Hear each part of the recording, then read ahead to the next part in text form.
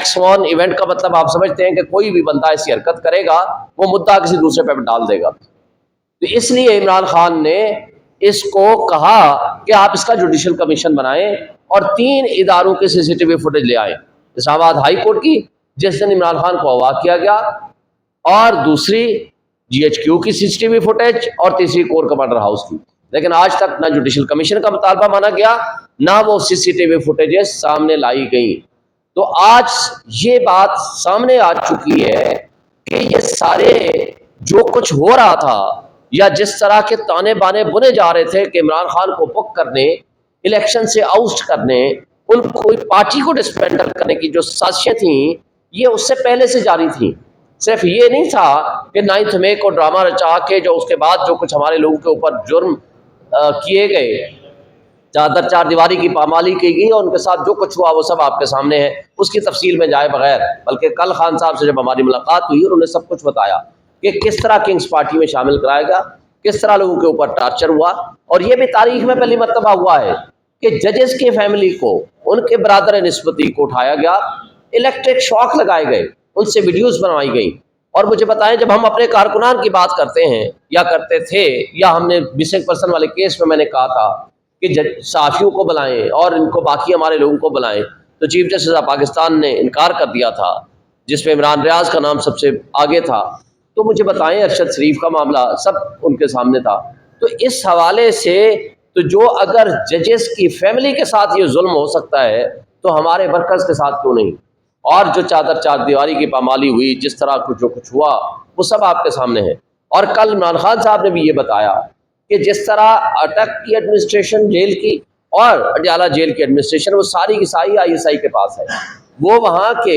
अब जब हम बात करते हैं, पुलिस से बात करते हैं, ECP से बात करते हैं, एडमिनिस्ट्रेशन से बात करते हैं, रिटर्निंग ऑफिसर से बात करते हैं, हर शख्स ये कहता है जी ऊपर से हुक्म है। और ऊपर से मतलब वो क्या लेते हैं, वो हमारी इंटेलिजेंस एजेंसीज लेते हैं। और जो इस खत ने पॉइंट आउट किया है, ये पाकिस्तान की तारीख का एक अलमनाक बाब है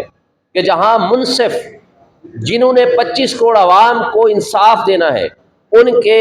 हुकूक का तहफ़्फ़ुज़ करना है, उनकी फैमिली के हुकूक का तहफ़्फ़ुज़ या उनके हुकूक का तहफ़्फ़ुज़ कौन करेगा। उन्होंने एक एक इंसिडेंट दिया है और ये भी लिखा है कि डिस्ट्रिक्ट जुडिशरी के जजेस को बुलाकर ISI के दफातर में उनसे इंटरोगेट किया जाता है, उनको इंस्ट्रक्शन दी जाती हैं कि आप इस तरह का फैसला कर लो और इस तरह का आर्डर कर लो। तो मैं सवाल करता हूँ कि हमारे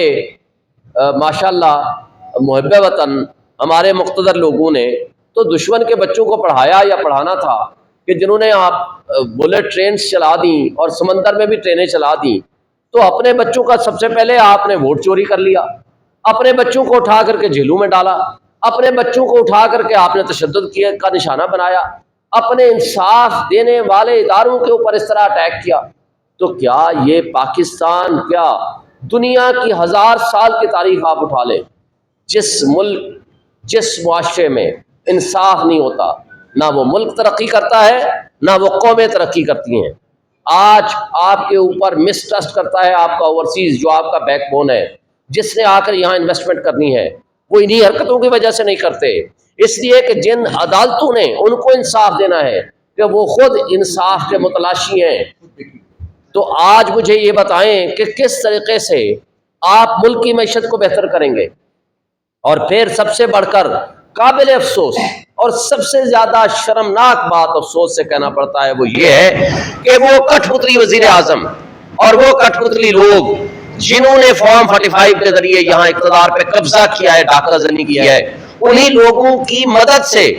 जिनको वो अपने आप को उनकी आंख का तारा कहते हैं। मुझे बताएं शहबाज शरीफ के अल्फाज,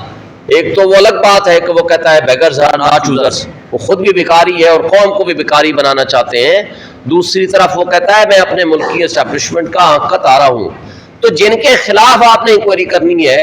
तो जो आपको मुसल्लत हमारी कौम के ऊपर किया है रिजेक्टेड लोगों को, वो किस तरह free fair and transparent investigation कर सकते हैं। फिर ये गवर्नमेंट की मंजूरी से होगा, फिर वो रिपोर्ट आएगी गवर्नमेंट के पास आएगी, वो चाहे तो पब्लिश करें चाहे तो ना करें। तो एक मुझे बताएं 6 सिटिंग जजेस के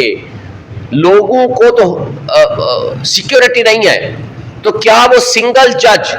وہ انصاف کر سکے گا ان 6 ججز کے ساتھ؟ صرف 6 ججز کا معاملہ نہیں ہے، یہ پورے پاکستان کی جوڈیشری کا ایشو انوالو ہے۔ پوری جوڈیشری کو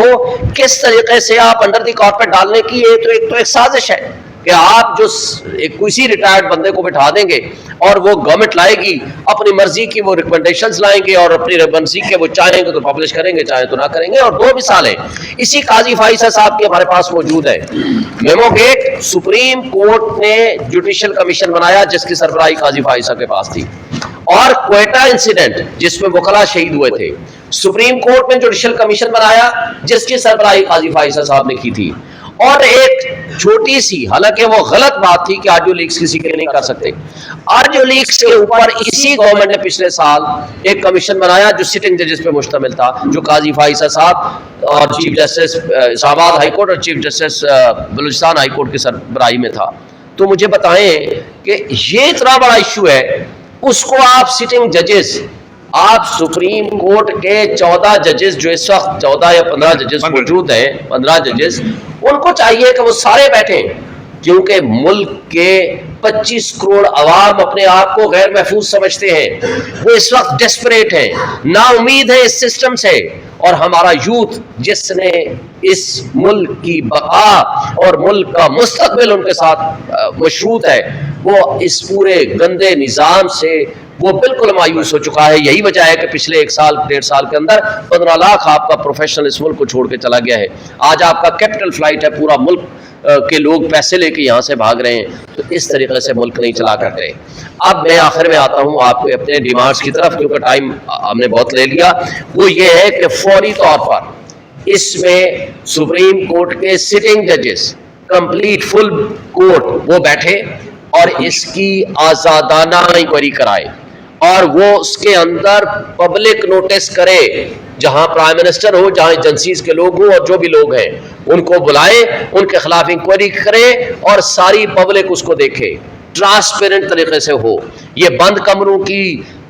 فیصلے نہ قوم تسلیم کرتی ہے نہ ہم پی ٹی آئی تسلیم کرتے ہیں، کیونکہ یہ ہمارے خلاف سازش ہے۔ کیونکہ جب ہم انصاف کی بات کرتے ہیں، رول آف لا کی بات کرتے ہیں، تو وہاں ہم ہی سب سے پہلے نشانہ بنتے ہیں۔ اور دوسری بات، یہ جو کل پرسوں 2 فل کورٹ میٹنگز ہوئی ہیں، ان کے منٹس شائع کیے جائیں، جاری کیے جائیں، تاکہ پوری قوم دیکھ سکے کہ کس کس جج نے کیا کیا اپنا موقف پیش کیا ہے، تاکہ وہ سامنے آئے گا تو لوگوں کو ایک امید بنے گی کہ کس جج نے کیا ایک اوپینین دی ہے۔ اس کے علاوہ اس کمیشن کو ہم مسترد کرتے ہیں، یہ ہمیں کسی صورت قابل قبول نہیں ہے۔ ہم پورے پاکستان میں انشاءاللہ تحریک چلائیں گے، وکلا کی بھی اور باقی پروٹیسٹ بھی پارٹی کے بہاف پہ بھی ہوگا۔ پوری قوم کو ہم موبلائز کریں گے کہ اس طرح ملک کا نظام نہیں چل سکتا۔